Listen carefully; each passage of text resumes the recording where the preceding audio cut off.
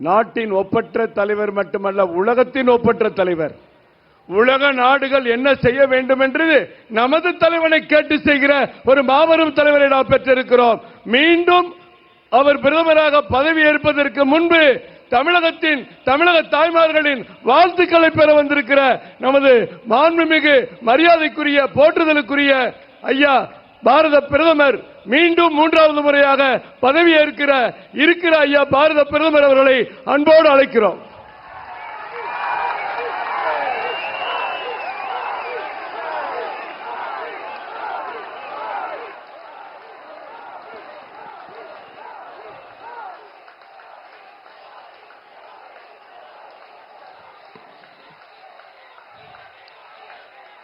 வணக்கம் Chennai.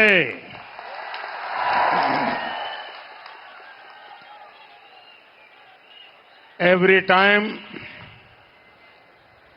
I come to Chennai, I feel energized by the people. It is great to be here in this city which is full of life. Chennai is also a great hub of talent, trade and tradition. In our mission to build a developed India, the people of Chennai will play a very, very important role. எனதருமை நாட்டு மக்களே, வணக்கம். ஒவ்வொரு முறையும் நான் சென்னைக்கு வரும்போது தமிழர்களால் எனக்கு சக்தி உண்டாகிறது.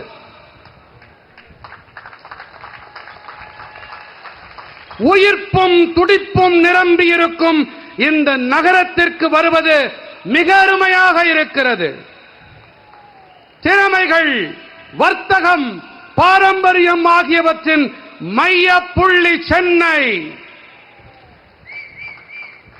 வளர்ச்சியடைந்த இந்தியாவை கட்டமைக்கும் நமது நோக்கத்திலே சென்னை வாசிகள் மிக முக்கியமான பங்கினை ஆற்றுவார்கள்.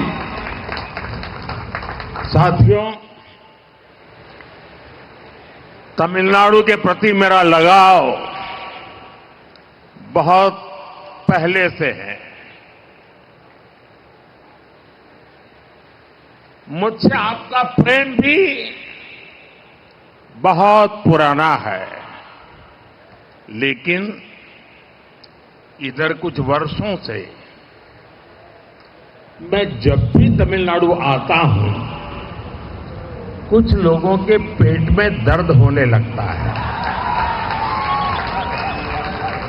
इन्हें इस बात से तकलीफ होती है कि बीजेपी का जनाधार यहां लगातार बढ़ रहा है और आज यहां चेन्नई में भी हम देख रहे हैं दूर दूर तक लोग ही लोग बैठे हैं, उत्साह से भरे हुए लोग बैठे हैं. நண்பர்களே, எனக்கும் தமிழ்நாட்டிற்கும் இடையேயான உறவு மிக பழமையானது. நீங்கள் என் மீது பொழியும் இந்த அன்பும் கூட மிகவும் பழமையானது. ஆனால் இங்கே சில ஆண்டுகளாகவே நான் தமிழ்நாட்டிற்கு வரும்போது சிலருக்கு வயிற்று வலி ஏற்படுகிறது. வயிற்றிலே புளியை கரைக்கிறது. காரணம் என்ன தெரியுமா? காரணம் பாஜகவுக்கு மக்கள் ஆதரவு தொடர்ந்து வலுவடைந்து வருகிறது என்பதுதான். இன்று சென்னையிலே இதை நாம் தெளிவாக பார்த்துக் கொண்டிருக்கிறோம். நெடுந்தொலைவுக்கு மக்கள் வெள்ளம் திரண்டிருப்பதை பார்த்துக் கொண்டிருக்கிறோம். साथियों, मोदी ने विकसित भारत के साथ साथ विकसित तमिलनाडु का संकल्प लिया हुआ है. हमें जल्द ही भारत को दुनिया की टॉप 3 इकोनॉमी बनाना है. इसमें तमिलनाडु की, चेन्नई की भी बड़ी भूमिका है. भारत सरकार चेन्नई जैसे शहरों को विकसित करने के लिए निरंतर काम कर रही है. हमारी सरकार द्वारा चेन्नई में हजारों करोड़ रुपए के अर्बन इंफ्रास्ट्रक्चर प्रोजेक्ट पर काम किया जा रहा है. स्मार्ट सिटी मिशन हो, पीने के पानी और सीवेज मैनेजमेंट के लिए अमृत स्कीम हो, चेन्नई मेट्रो और चेन्नई एयरपोर्ट प्रोजेक्ट हो, हमने ऐसे कई प्रोजेक्ट्स को आगे बढ़ाया है जिससे यहां ईज ऑफ लिविंग बढ़े. चेन्नई पोर्ट से मदुरवोयल के बीच कॉरिडोर बनाने के लिए भी हजारों करोड़ रुपए खर्च किए जा रहे हैं. நண்பர்களே, மோடி வளர்ச்சியடைந்த பாரதத்தோடு கூடவே வளர்ச்சியடைந்த தமிழ்நாட்டிற்கான உறுதிப்பாட்டையும் மேற்கொண்டிருக்கிறேன். நாம் மிக விரைவாக பாரதத்தை உலகின் 3 தலை சிறந்த பொருளாதாரங்களில் ஒன்றாக ஆக்க வேண்டும். இதிலே தமிழ்நாட்டின் சென்னையின் பங்களிப்பு மிகப் பெரியது. பாரத அரசு சென்னை போன்ற நகரங்களின் வளர்ச்சிக்காக தொடர்ந்து பணியாற்றி வருகிறது. நமது அரசாங்கம் வாயிலாக சென்னையில் ஆயிரக்கணக்கான கோடி ரூபாய் மதிப்பிலான நகர்ப்புற கட்டமைப்பு திட்டங்கள் தொடர்பான பணிகள் நிறைவேற்றப்பட்டு வருகின்றன. அது ஸ்மார்ட் நகரங்களாகட்டும், குடிநீர் மற்றும் கழிவுநீர் மேலாண்மைக்கான அம்ருத் திட்டமாகட்டும், சென்னை மெட்ரோ மற்றும் சென்னை விமான நிலைய திட்டங்களாகட்டும், சென்னை வாசிகளின் வாழ்க்கை மேம்பாடு அடைய வேண்டும் என்பதற்காக நாம் வாழ்க்கை வாழ்வதில் சுலபத்தன்மை வேண்டும் என்பதன் பொருட்டு பல திட்டங்களை முன்னெடுத்துச் சென்றிருக்கிறோம். சென்னை துறைமுகத்திற்கும் மதுரவாயிலுக்கும் இடையேயான காரிடார் இடைவெளியை ஏற்படுத்தவும் கூட ஆயிரக்கணக்கான கோடி ரூபாய் செலவு செய்யப்பட்டு வருகின்றது. साथियों, केंद्र सरकार के इन प्रयासों के बीच डीएमके सरकार ने चेन्नई के लोगों की जरूरतों से, आपके सपनों से मुंह फेर रखा है. अभी कुछ समय पहले इतना बड़ा साइक्लोन आया, चेन्नई के लोगों को इतनी परेशानी हुई, लेकिन डीएमके सरकार ने मदद करने की जगह लोगों की मुश्किलों को और ज्यादा बढ़ाने का काम किया. डीएमके के लोग संकट के समय फ्लड मैनेजमेंट नहीं करते, बल्कि ये मीडिया मैनेजमेंट करने में लगे रहते हैं. लोगों के घरों में पानी भरा हुआ था, लेकिन ये लोग मीडिया से कह रहे थे कि सब ठीक हो गया है। इसी से पता चलता है कि डीएमके सरकार को जनता के सुख दुख से, आपके सुख दुख से कोई मतलब नहीं है। நண்பர்களே, ஒருபுறம் மத்திய அரசு தமிழ்நாடு மற்றும் சென்னையின் எதிர்காலத்திற்காக பணியாற்றி வருகிறது. ஆனால் மறுபுறத்திலோ மாநிலத்தில் அதிகாரத்தில் இருக்கும் திராவிட முன்னேற்றக் கழக அரசு சென்னை வாசிகளின் தேவைகளை, அவர்களின் கனவுகளை கண்டுகொள்ளவே இல்லை. சில காலம் முன்புதான் மிகப்பெரிய புயல் வந்தது. சென்னை வாழ் மக்களுக்கு ஏகப்பட்ட துயரம் உண்டானது. உண்டாச்சா? உண்டாச்சா? அங்கே இந்த குரலே வரல. நான் சொல்றது சரியா? இன்னும் சத்தமா தில்லி கோட்டை வரைக்கும் கேட்கணும். புயல்னால இங்க வெள்ளப்பெருக்குனால கஷ்டம் உண்டாச்சு. ஆனால் திமுக அரசாங்கம் அவதிப்படும் மக்களுக்கு உதவிக்கரம் நீட்டுவதற்கு பதிலாக அவர்களுடைய துயரத்தை மேலும் மேலும் அதிகப்படுத்தும் வேலையை செய்திருக்கிறது.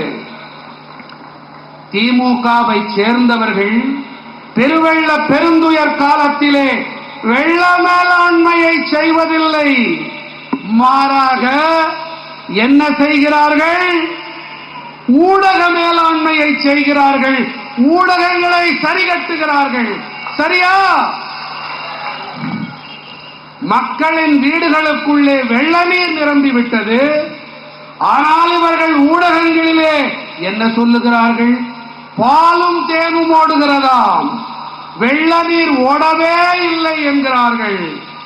திமுக அரசாங்கத்திற்கு மக்களின் துக்கங்கள், துயரங்கள் பற்றியெல்லாம் சுத்தமாக அக்கறை இல்லை, கவலை இல்லை. தமிழ் மக்களே, உங்களை பற்றியும் கவலை இல்லை, தமிழ்நாட்டை பற்றியும் அக்கறை இல்லை என்பதுதான் இதிலிருந்து நன்கு தெரிய வருகிறது. साथियों, बीजेपी की केंद्र सरकार संवेदनशील है और गरीब की चिंता करने वाली सरकार है। कोरोना महामारी में हमने सबसे पहले गरीबों के लिए मुफ्त राशन की चिंता की। जब देश ने अपनी वैक्सीन बनाई तो हमने तय किया कि हर व्यक्ति को मुफ्त में वैक्सीन मिले। तमिलनाडु तो एमएसएमई सेक्टर का लीडर स्टेट है। हमारी एमएसएमई को नुकसान न हो, इसके लिए हमारी सरकार ने तमिलनाडु की लाखों एमएसएमईज को हजारों करोड़ रुपए का क्रेडिट भी दिलाया। நண்பர்களே, பாஜகவின் மத்திய அரசு புரிந்துணர்வு உடைய அரசாங்கம், ஏழைகளின் நலனையே கருத்தில் கொண்டு செயல்படும் மக்கள் அரசாங்கம். கொரோனா பெருந்தொற்றின் போது நாம் முதன்மையாக ஏழைகளுக்கு இலவச ரேஷன் பொருட்களை வழங்க ஏழைகள் நலனில் அக்கறை கொண்ட நமது அரசு ஏற்பாடு செய்தது. தேசம் தனக்கென சொந்தமாக ஒரு தடுப்பூசியை உருவாக்கிய போது அனைவருக்கும் இந்த தடுப்பூசி இலவசமாக கிடைக்க வேண்டும் என்று ஏழைகள் நலனில் அக்கறை கொண்ட நமது அரசாங்கம் தீர்மானம் செய்தது. தமிழ்நாடு சிறு குறு நடுத்தர தொழில்கள் துறையில் முன்னணி மாநிலம் என்பது நம் அனைவருக்கும் தெரியும். நமது சிறு குறு நடுத்தர தொழில்களுக்கு எந்த பாதிப்பும் ஏற்பட்டுவிடக் கூடாது என்பதற்காகவே நமது அரசாங்கம் தமிழ்நாட்டின் லட்சக்கணக்கான சிறு குறு நடுத்தர தொழில்களுக்கு ஆயிரக்கணக்கான கோடி ரூபாய்க்கும் அதிகமாக கடன் வசதி அளித்தது. साथियों, बीजेपी की केंद्र सरकार तमिलनाडु के विकास के लिए प्रतिबद्ध है। इसके लिए भारत सरकार अनेक योजनाओं का पैसा सीधे यहां के लाभार्थियों को भेज रही है। डीएमके को दिक्कत इसी बात से है कि लाखों करोड़ रुपए का ये लाभ सीधे तमिलनाडु के लोगों के अकाउंट में पहुंच रहा है। आज टॉयलेट्स, गैस कनेक्शन, नल से जल कनेक्शन, फ्री हेल्थ इंश्योरेंस, सड़क, रेल, हाईवे, पोर्ट, सब पर काम हो रहा है। लाखों करोड़ रुपयों के इन विकास कार्यों को लूटने में डीएमके के लोगों को मुश्किल आ रही है। इस बात से यहां की एक फैमिली बहुत परेशान है।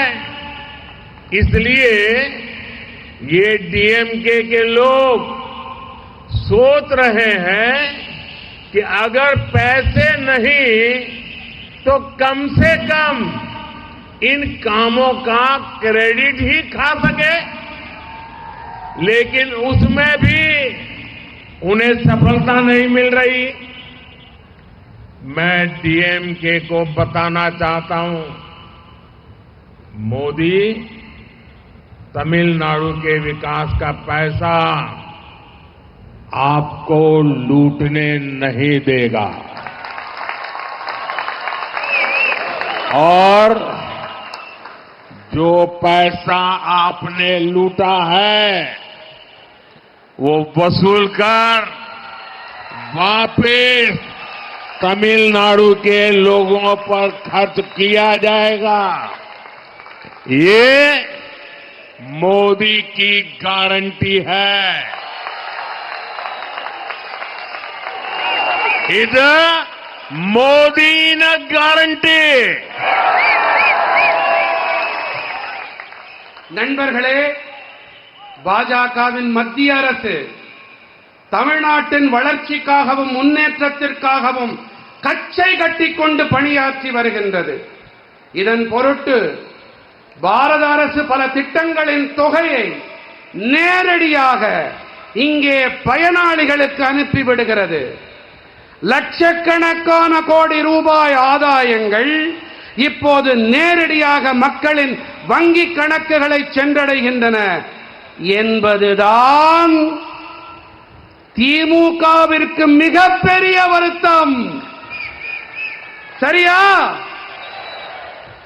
இன்று கழிப்பறைகளாகட்டும், எரிவாயு இணைப்பாகட்டும், குழாய் வழி குடிநீர் இணைப்பாகட்டும், ரயில் வழிகள், சாலைகள், இலவச ஆயுள் காப்பீடுகளாகட்டும், நெடுஞ்சாலைகள், துறைமுகங்கள் என அனைத்து துறைகளிலும் பணிகள் நடந்தேறி வருகின்றன. இந்த வளர்ச்சி திட்டங்களின் லட்சக்கணக்கான கோடி ரூபாயை கொள்ளையடிக்க முடியாமல் இருக்கிறது என்பதுதான் திமுகவினருக்கு இருக்கும் பெரும் சிக்கல். இந்த விஷயத்தில் ஒரு குடும்பம் மொத்தமுமே பயங்கர எரிச்சலில் இருக்கிறது. இந்த திமுக காரர்கள் என்ன நினைக்கிறார்கள் என்றால், பணம் தான் கிடைக்கவில்லை, குறைந்தபட்சம் அதை நாங்கள் தான் செய்தோம் என்று தம்பட்டம் அடித்துக் கொள்ளலாம். என்னமோ ஒட்டுவாங்களே, என்னது என்னது இன்னும் அதை ஒட்டிக்கிறாங்க. ஆனால் ஐயோ பாவம், இதிலும் கூட அவர்களுக்கு வெற்றி கிடைக்கவில்லை. நான் திமுக காரர்களுக்கு ஒன்று கூறிக்கொள்ள விரும்புகிறேன். மோடி தமிழ்நாட்டின் வளர்ச்சி திட்டங்களுக்காக அளிக்கப்படும் பணத்தை கொள்ளையடிக்க விடமாட்டான். எந்த பணத்தை நீங்கள் கொள்ளையடிக்கின்றீர்களோ, கொள்ளையடித்திருக்கிறீர்களோ, அந்த பணம் திரும்ப வசூலிக்கப்பட்டு தமிழ்நாட்டின் மக்களுக்காகவே செலவு செய்யப்படும். எனதருமை நாட்டு மக்களே, இது மோடி அளிக்கும் கேரண்டி, இது மோடியின் உத்தரவாதம். साथियों, परिवारवादी पार्टियां सिर्फ और सिर्फ अपने भविष्य की सोचती हैं, जबकि मोदी देश के भविष्य का सोचकर काम कर रहा है। परिवारवादी पार्टियों के समय देश के 18,000 गांव में बिजली नहीं थी। देश के 2.5 करोड़ से ज्यादा घर अंधेरे में थे। आप भी जानते हैं, 21वीं सदी की बहुत बड़ी चुनौती एनर्जी सिक्योरिटी है। आज हमारी सरकार इस दिशा में भी तेजी से काम कर रही है। अभी मैं कल्पाकम से ही वहीं से आ रहा हूं, जहां भारत ने ऊर्जा क्षेत्र में आत्मनिर्भर बनने के लिए बड़ा कदम उठाया है। आज कल्पाकम में देश के पहले और made in India fast breeder reactor ने बिजली उत्पादन के लिए ऐतिहासिक पड़ाव पार किया है। तकनीकी भाषा में कहें तो आज इस परमाणु ऊर्जा केंद्र में कोर लोडिंग का आरंभ हो गया है। कुछ ही समय में इससे बिजली उत्पादन शुरू हो जाएगा। इस रिएक्टर के चालू होने के बाद भारत ऐसी टेक्नोलॉजी हासिल करने वाला दुनिया का दूसरा देश बन जाएगा। मैं सभी भारतवासियों को इस उपलब्धि के लिए बहुत बहुत बधाई देता हूं। குடும்ப அரசியல் பேசும் கட்சிகள் தங்களுடைய எதிர்காலத்தை பற்றி மட்டுமே சிந்திக்கின்றன. ஆனால் மோடி தேசத்தின் எதிர்காலத்தை பற்றி சிந்தித்து செயல்படுகிறேன். குடும்ப அரசியல் கட்சிகள் ஆட்சி செய்த காலத்திலே 18,000 கிராமங்களில் மின்சாரமே இருக்கவில்லை. தேசத்தின் 2.5 கோடிக்கும் அதிகமான வீடுகளில் இருள் சூழ்ந்திருந்தது. 21ஆம் நூற்றாண்டின் பெரிய சவால் என்று சொன்னால் எரிசக்தி பாதுகாப்பு, எனர்ஜி செக்யூரிட்டி என்பதை நீங்கள் நன்கறிவீர்கள். இன்று நமது அரசு இந்த திசையில் மிக விரைவாக செயலாற்றிக் கொண்டிருக்கிறது. நான் இப்போதுதான் கல்பாக்கத்தில் இருந்து வருகிறேன். இங்கே எரிசக்தி துறையில் தற்சார்பு நிலையை அடையும் திசையில் பாரதம் பெரிய அடியை முன்வைத்திருக்கிறது.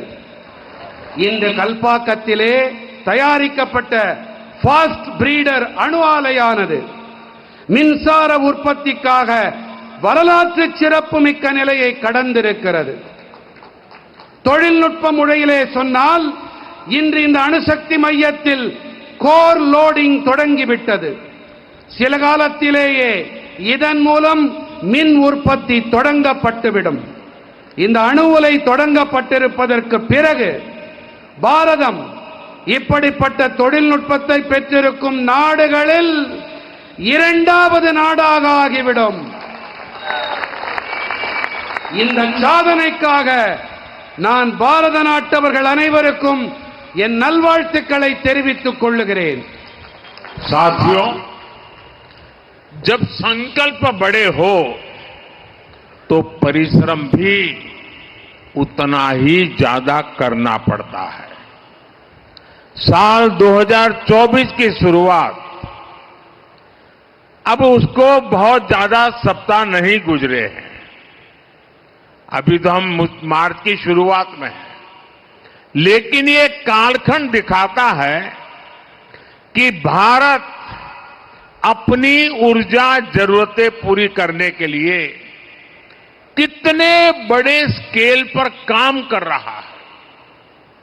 कुछ दिन पहले ही मैंने काकरापार परमाणु ऊर्जा केंद्र में स्थापित 1400 मेगावाट की क्षमता वाले 2 नए रिएक्टर राष्ट्र को समर्पित किए. आज ही तेलंगाना से अनेक पावर प्रोजेक्ट का शिलान्यास, उद्घाटन और लोकार्पण हुआ है. इसी कालखंड में तेलंगाना में 1600 मेगावाट के थर्मल पावर प्लांट का लोकार्पण हुआ है. झारखंड में 1300 मेगावाट के थर्मल पावर प्लांट का लोकार्पण हुआ है. यूपी में 1600 मेगावाट के थर्मल पावर प्लांट का शिलान्यास हुआ है. यूपी में ही 300 मेगावाट के सोलर पावर प्लांट का शिलान्यास हुआ है. राजस्थान में भी बड़े सोलर पावर प्लांट का शिलान्यास हुआ है. यूपी में ही अल्ट्रा मेगा रिन्यूएबल पार्क का शिलान्यास हुआ है. हिमाचल में हाइड्रो पावर प्रोजेक्ट का शिलान्यास हुआ है. छत्तीसगढ़ के रायपुर में 4G इथेनॉल प्लांट का शिलान्यास हुआ है. यूपी के नोएडा में सीवेज ट्रीटमेंट प्लांट से निकले पानी से ग्रीन हाइड्रोजन बनाने का काम शुरू हुआ है. ये मैं 50 दिन का हिसाब आपको दे रहा हूं.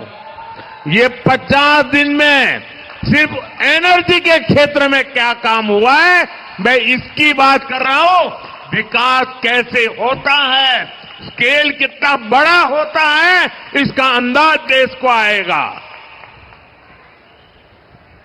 நண்பர்களே, மன உறுதிப்பாடு பெரியதாக இருக்குமானால் அதற்கேற்ப நமது உழைப்பும் பெரிய அளவுடையதாக இருக்க வேண்டும்.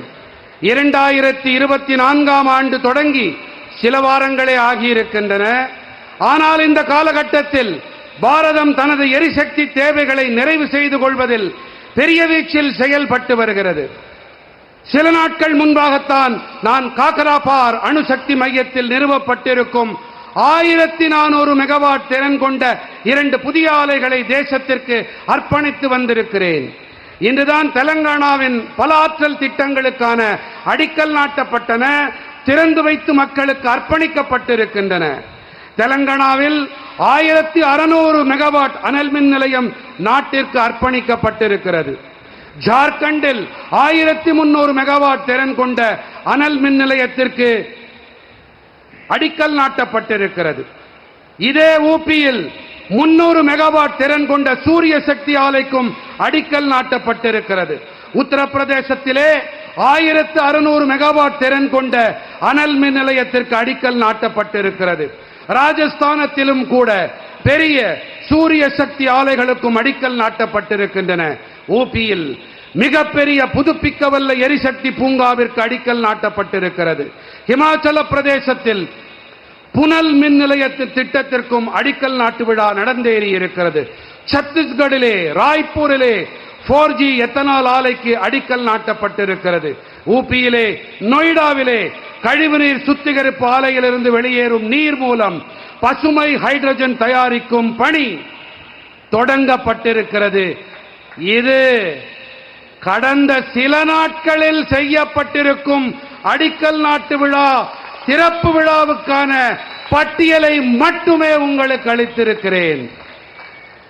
साथियों, आप जरा एक बात मैं कहने जा रहा हूं, ध्यान से सुनिए. चेन्नई के लोग भी सुने, तमिलनाडु के लोग भी सुने और देश के लोग भी सुने। कुछ दिन पहले तमिलनाडु में ही देश के पहले green hydrogen fuel cell vessel को लॉन्च किया गया था। यूपी के मेरठ सिंभावली ट्रांसमिशन लाइन्स का उद्घाटन इसी दौरान हुआ है। कर्नाटक के कोप्पल में विंड एनर्जी जोन से ट्रांसमिशन लाइन्स का उद्घाटन भी किया गया है। நண்பர்களே, நான் இப்போது கூறவிருக்கும் தகவலை நீங்களும் சரி, தமிழ்நாட்டு மக்களும் சரி, நம் நாட்டு மக்களும் சரி சற்றே காது கொடுத்து கவனமாக கேட்க வேண்டும் என்று விண்ணப்பிக்கிறேன். சில நாட்கள் முன்பாகத்தான் தமிழ்நாட்டிலே பசுமை ஹைட்ரஜன் எரிபொருள் வாயிலாக இயங்கும் கலன் தொடங்கப்பட்டது.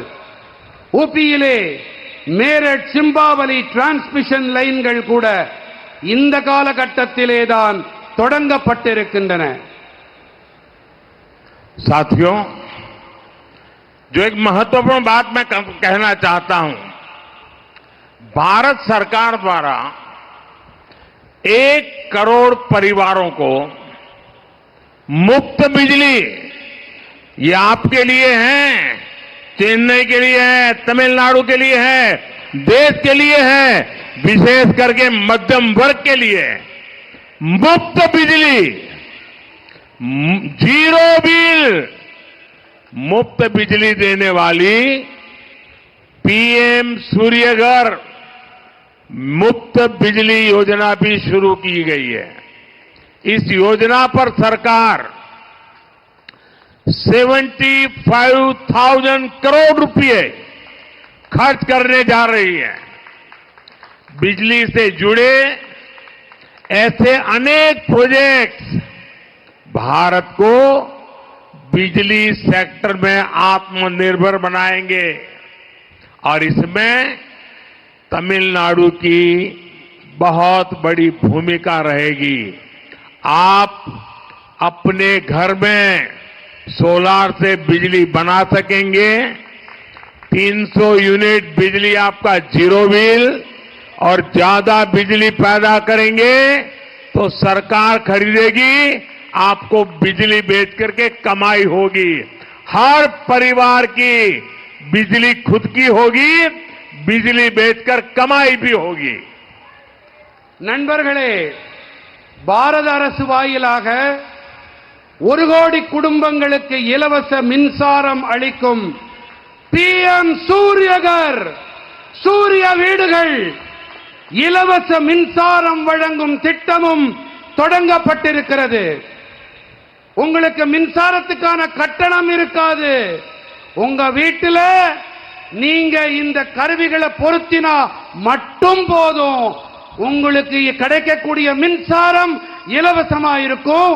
உபரி மின்சாரம் அதை அரசாங்கம் வாங்கிக்கும். சந்தோஷமா இல்லையா? இருக்கா? சொல்லுங்க, சொன்னா தானே தெரியும். இந்த திட்டத்திற்கு 75,000 கோடி ரூபாய் செலவு செய்யப்பட இருக்கிறது. மின்சாரத்தோடு இணைந்த இத்தகைய பல திட்டங்கள் பாரதத்தை மின்சக்தி துறையில் தன்னிறைவு உடையவனவாக ஆக்கும். இவற்றிலெல்லாம் தமிழ்நாட்டிற்கு மிகப்பெரிய பங்களிப்பிருக்கும். 0 கட்டணம் இலவச மின்சாரம், 0 கட்டணம். ஒரு முறை சொல்லுங்க, 0 கட்டணம் இலவச மின்சாரம். साथियों, ये आप डीएमके वालों को भली भांति जानते हैं और कांग्रेस को भी आप अच्छी तरह जानते हो। ये दोनों लोग है कैसे, और उनके जैसे और भी है। ये डीएमके और कांग्रेस जैसी पार्टियां कहती हैं, उनका मोटो है फैमिली फर्स्ट। और मोदी कहता है नेशन फर्स्ट। इसलिए अब इंडी गठबंधन के लोगों ने मुझे गाली देने का नया फॉर्मूला निकाला है। ये लोग कहने लगे हैं कि मोदी का तो कोई परिवार ही नहीं है। मतलब जिनको परिवार है उनको भ्रष्टाचार करने का लाइसेंस मिल जाता है क्या? क्या जिनको परिवार है उनको सत्ता परिवार के लोगों के लिए हड़प करने का लाइसेंस मिल जाता है क्या? मेरे प्यारे देशवासियों, मेरे प्यारे परिवारजनों, ये बार बार मेरे परिवार को गाली देने का उनको शौक लग गया है। भाइयों बहनों, मैंने घर छोड़ा है, खुद के लिए नहीं, मौज मस्ती के लिए नहीं, मेरे देश के लिए। ये मेरा देश, यही मेरा परिवार है। 140 करोड़ भारतवासी, यही मेरा परिवार है। देश के युवा मेरा परिवार है और इसलिए मैं उनके भविष्य को उज्जवल बनाने के लिए दिन रात मेहनत कर रहा हूं। देश की बहनें, बेटियां, ये मेरा परिवार है। इसलिए मैं उन्हें ज्यादा से ज्यादा नए अवसर देने के लिए काम कर रहा हूं। देश के किसान, देश के गरीब, ये सब मेरे परिवार है और इसलिए मैं उन्हें एम्पावर करने के लिए खुद को खपा रहा हूं। और मेरे परिवारजनों, जिसका कोई नहीं वो भी मोदी के हैं और मोदी उनका है। मेरा भारत, मेरा परिवार, मेरा भारत, मेरा परिवार। इसलिए आज पूरा देश, कश्मीर से कन्याकुमारी, कच्छ से कामरूप तक, आज पूरा देश एक सुर में कह रहा है, मैं हूं मोदी का परिवार, मैं हूं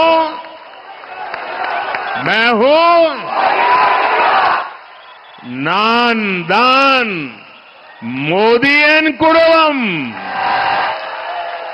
नान दान।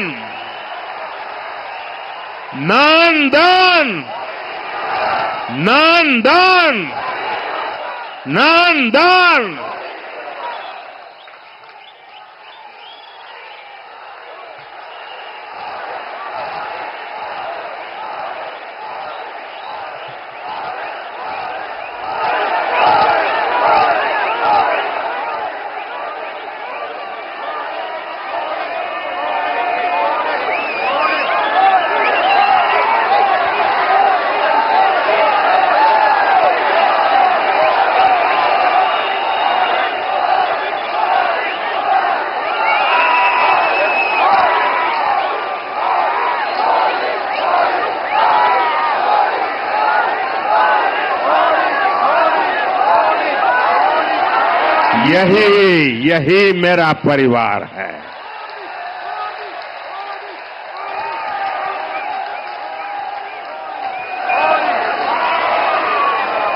என் மனம் நிறை குடும்ப சொந்தங்களே, திமுக, காங்கிரஸ் போன்ற கட்சிகள் என்ன சொல்லுகிறார்கள்? இவர்கள் மட்டும் சொல்லவில்லை, இந்தி கூட்டணியைச் சேர்ந்த மேலும் பல கட்சிகளும் என்ன சொல்லுகிறார்கள்? குடும்பத்துக்கே முதல் உரிமை. என்ன நான் சொல்றது காதுல விழுதா? குடும்பத்துக்கா முதல் உரிமை. ஆனால் மோடி சொல்வது என்ன? தேசத்துக்கே முதன்மை. எதற்கு முதன்மை? சத்தமா நீங்கள் கூறுங்கள் சகோதர சகோதரிகளே, மோடி சொல்வது சரியா? தேசத்திற்கே முதன்மை. ஆகையினாலேதான் இந்தி கூட்டணியைச் சேர்ந்தவர்கள் என்னை வைய, என்னை வசைபாட ஒரு புதிய பார்முலாவை கண்டுபிடித்திருக்கிறார்கள். அட போயா, இந்த மோடிக்கு குடும்பம்லாம் கிடையாது, அதனாலதான் இப்படி எல்லாம் பேசுறாரு என்று அவர்கள் கூறி வருகிறார்கள். என் உயிரினும் மேலான உறவுகளே, எனக்கு 16 வயதான போது நான் வீட்டை துறந்து வெளியேறினேன். எதற்காக வெளியேறினேன்? யாருக்காக வெளியேறினேன்? இந்த தேசத்திற்காக நான் வெளியேறினேன். எனதருமை மக்களே, நீங்கள்தான் என் குடும்பம்.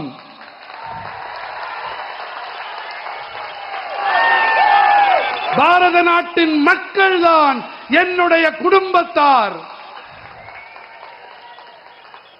தேசத்தின் இளைஞர்கள் என் குடும்பத்து மக்கள். ஆகையால் தான் அவர்களின் எதிர்காலத்தை மேலும் ஒளிமயமானதாக ஆக்க நான் இரவு பகலாக கடுமையாக உழைத்து வருகிறேன். என் சொந்தங்களே, இந்த தேசத்தின் தாய்மார்கள் சகோதரிகள் என் குடும்பத்தைச் சேர்ந்தவர்கள் என்பதால் தான் மேலும் மேலும் புதிய சந்தர்ப்பங்களை, புதிய வாய்ப்புகளை உருவாக்க வேண்டி நான் பணியாற்றி வருகிறேன். தேசத்தின் விவசாயிகள், தேசத்தின் ஏழை பாழைகள் தாம் என் குடும்ப சொந்தங்கள். ஆகையால் தான் அவர்களுக்கு அதிகார பங்களிப்பு ஏற்படுத்தப்பட, அவர்களின் உரிமைகள் அவர்களுக்கு கிடைக்க நான் என்னை முழுமையாக அர்ப்பணித்துக் கொண்டிருக்கிறேன்.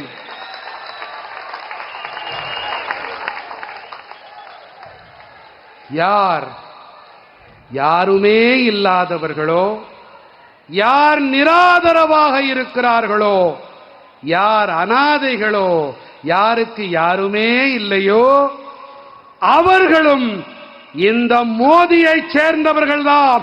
மோடி அவர்களுக்கு சொந்தமானவன். என்னுடைய பாரதம், என்னுடைய பாரதமே என்னுடைய குடும்பம். ஆகையினால்தான் இன்று தேசம் முழுவதும் ஒரே குரல் எடுத்து கூறுகிறது, நான் மோடியின் குடும்பத்தைச் சேர்ந்தவன். என்ன கூறுகிறது? இன்னொரு தடவை தில்லி செங்கோட்டை வரைக்கும் கேட்கணும். மோடியின் குடும்பம். साथियों, कांग्रेस, डीएमके और इंडी गठबंधन से जुड़ी पार्टियां भ्रष्टाचार और परिवारवाद में डूबी हुई पार्टियां हैं। उनके लिए अपना परिवार ही सब कुछ है। उनके लिए भ्रष्टाचार ही सब कुछ है। इंडी गठबंधन के भ्रष्ट नेताओं को संरक्षण देने वाले एक फैसले को आज सुप्रीम कोर्ट ने पलट दिया है। मैं इस फैसले का स्वागत करता हूं। साथियों, सुप्रीम कोर्ट के इस फैसले के बाद इंडी अलायंस में मातम छाया हुआ है। आंसू उनके सूख नहीं रहे हैं, डरे हुए हैं, कांप रहे हैं, क्योंकि इंडी अलायंस को रिश्वतखोरी के अलावा, भ्रष्टाचार के अलावा देश की व्यवस्थाओं को करप्ट करने के अलावा और कुछ भी न करना आता है, न करने का इरादा है, और न ही वो अपने परिवार के बाहर सोच सकते हैं। दशकों तक इंडी अलायंस में शामिल दलों ने लूट की राजनीति की है। आज इन्हीं लोगों की वजह से देश का युवा राजनीति से, व्यवस्थाओं से इतना चिढ़ा रहता है। आज आया सुप्रीम कोर्ट का फैसला स्वच्छ राजनीति को बढ़ावा देगा। और आप जानते हैं कि मोदी का सबसे बड़ा प्रिय काम है स्वच्छता अभियान। और स्वच्छता अभियान कैसा भी हो, मुझे सब जगह पे साफ सफाई करनी ही है, बस आपके आशीर्वाद चाहिए। என் நெஞ்சம் நிறை நாட்டு மக்களே, காங்கிரஸ், திமுக மற்றும் இண்டி கூட்டணியோடு இணைந்திருக்கும் கட்சிகள் ஊழலில் ஊறிப் போயிருக்கும் குடும்ப அரசியலில் ஈடுபட்டு வரும் கட்சிகள். இவர்களுக்கெல்லாம் இவர்களுடைய குடும்பம்தான் எல்லாம், ஊழல்தான் அனைத்தும். இண்டி கூட்டணியைச் சேர்ந்த ஊழல் தலைவர்களை பொத்தி பொத்தி அடைகாத்து பாதுகாக்கக்கூடிய ஒரு தீர்மானத்தை இன்று உச்சநீதிமன்றம் நிராகரித்து விட்டது. நண்பர்களே, உச்சநீதிமன்றத்தின் இந்த முடிவிற்கு பிறகு இண்டி கூட்டணிக்காரர்கள் ஐயோ கப்பல் கவிழ்ந்து விட்டதோ என்ற வகையிலே தலையிலே கை வைத்து உட்கார்ந்திருக்கிறார்கள். ஏன் என்று சொன்னால், இந்தி கூட்டணிக்காரர்களுக்கு லஞ்சம் வாங்குவதை தவிர, ஊழல் செய்வதை தவிர, தேசத்தின் அமைப்புகளை கெடுத்து குட்டிச்சுவராக்குவதை தவிர வேறு ஒன்றுமே தெரியாது. பல தசாப்தங்களாக இந்த இந்தி கூட்டணியில் இடம்பெற்றிருக்கும் கட்சிகள் எல்லாம் இப்படிப்பட்ட அரசியலை மட்டுமே செய்து பழகி போனவர்கள். இன்று இதே நபர்கள் காரணமாகத்தான் தேசத்தின் இளைஞர்கள் அரசியல் பற்றியும் அமைப்புகள் மீதும் வெறுப்படைந்திருக்கிறார்கள். இன்று வெளியாகி இருக்கும் உச்சநீதிமன்ற தீர்ப்பு தூய்மையான அரசியலுக்கு பெரும் உந்து சக்தியாக இருக்கும். என் நெஞ்சம் நிறை தமிழ் மக்களே, தூய்மை இயக்கம் என்பது அது எப்படி இருந்தாலும் சரி, அது என் நெஞ்சுக்கு மிக நெருக்கமான ஒன்று என்பதை நீங்கள் அனைவரும் நன்கு அறிவீர்கள். साथियों, परिवारवाद का एक स्वभाव है। ये परिवारवादी जो पार्टियां होती है ना, उनको परिश्रम से दूर दूर तक का कोई नाता नहीं होता है। वो मेहनत करना अपनी जिम्मेवारी मानते ही नहीं है। इसलिए परिवारवाद अपने साथ अहंकार भी लेकर आता है। और जब कोई परिवारवादी सरकार में किसी अहम पद पर आ जाता है तो उसे लगता है कि देश और देश की जनता उसकी गुलाम है। वो अपने पद की गरिमा तक भूल जाता है। आज हमने ये भी देखा है कि कैसे देश की सबसे बड़ी अदालत सुप्रीम कोर्ट ने डीएमके परिवार के एक मंत्री से सख्त सवाल किए हैं। करोड़ों लोगों की आस्था का घोर अपमान करना भी परिवारवादियों की एक निशानी है, पहचान है, आदत है। और मुझे अफसोस है कि जिन्हें अपने अहंकार में जनता की भावनाओं तक की परवाह नहीं है, वो तमिलनाडु सरकार में प्रमुख पद पर बने बैठे हैं। நண்பர்களே, குடும்ப அரசியலுக்கும் உழைப்பிற்கும் மலைக்கும் மடுவுக்கும் இடையிலான தூரம். ஆகையினாலே குடும்ப அரசியல் என்பது தன்னுடன் கூடவே அகங்காரம், மமதை, திமிர்த்தனத்தை வெளிப்படுத்துகிறது. குடும்ப அரசியல் கட்சியைச் சேர்ந்த உறுப்பினர் ஒருவர் அதிகாரத்தின் முக்கிய பதவியை பெறும்போது தேசத்தையும் தேசத்தின் மக்களையும் அடிமைகளாக கருதுகிறார்கள்.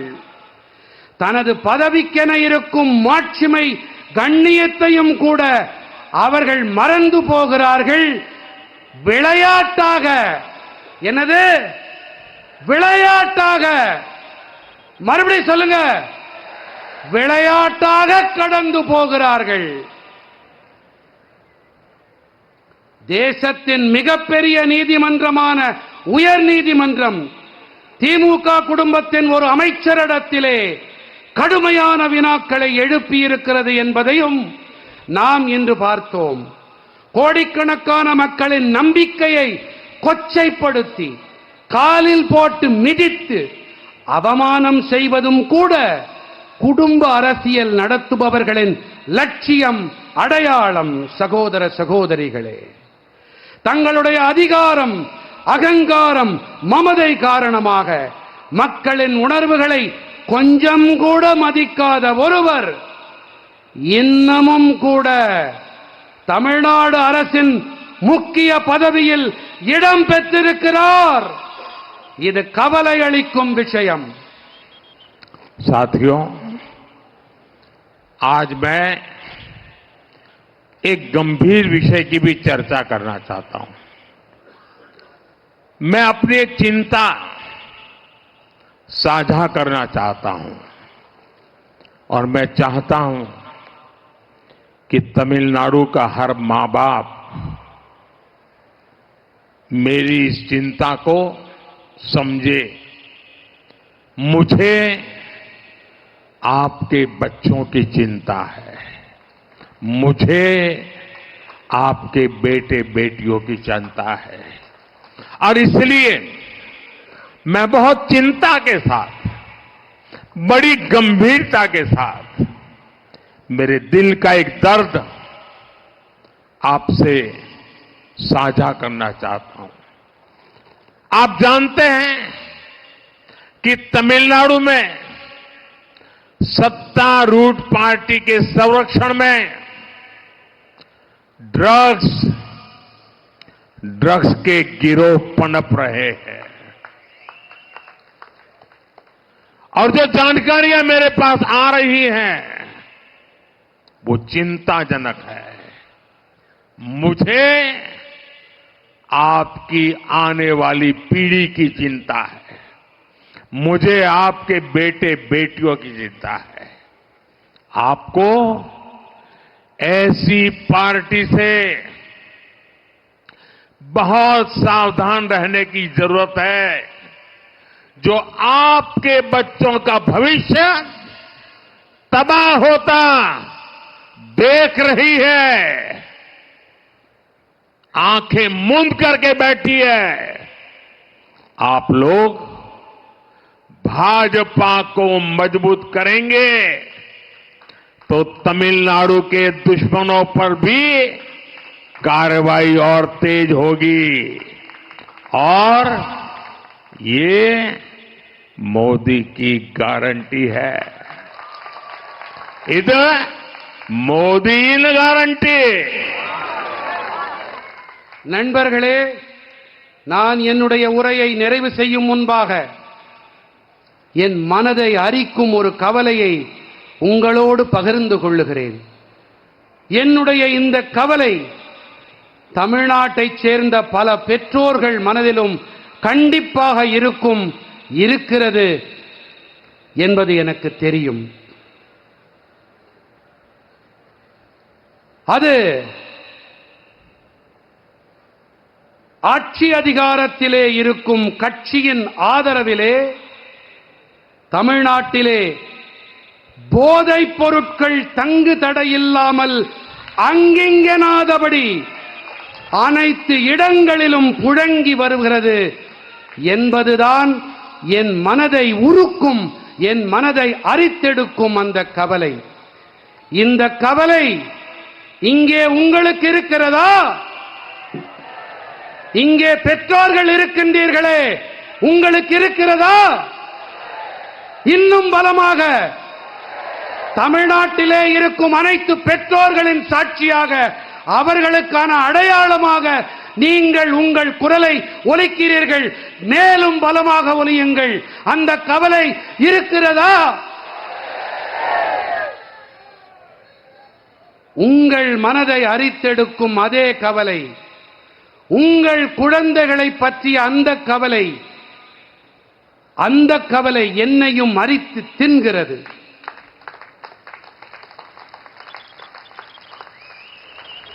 உங்கள் குழந்தைகளின் எதிர்காலத்தை அழிக்க நினைக்கும் இப்படிப்பட்ட கட்சி இது குறித்து நீங்கள் மிகவும் எச்சரிக்கையாக இருக்க வேண்டியது மிக மிக அவசியமானது.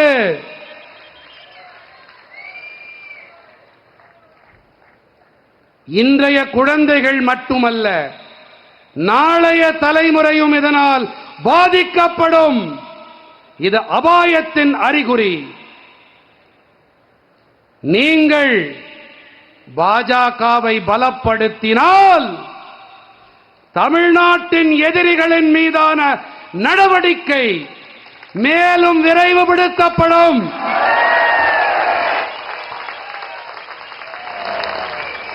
இது